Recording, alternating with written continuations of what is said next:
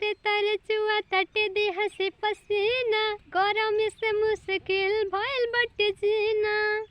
आहा तारे तारे चुआ तटे देह से पसीना, गरम से मुश्किल भइल बटे जीना। गरम पानी जैसे लगे खौला दी, उठाओ लहंगा, ओए माँ उठाओ लहंगा रानी बेना डोला दी, उठाओ लहंगा रानी बेना डोला दी। लस लस कराता सगरी बदनिया, भइल नमकीन जवानिया। लस लस कराता सगरी बदनिया, भइल नमकीन जवानिया। मोर भीग गइल बलहंगा, मोर भीग गइल बलहंगा से चुआता पानिया।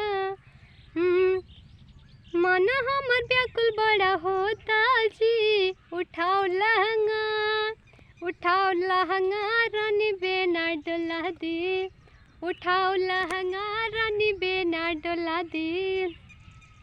लागत पानी बटावल बड़वे चोली के भितरिया, लागत पानी बटावल बड़वे चोली के भितरिया।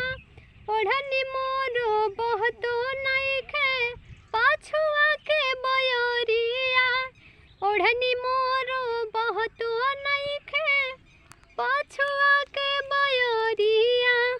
दिल करे धले बर्फ के गोला जी, हाँ दिल करे धले बर्फ के गोला जी।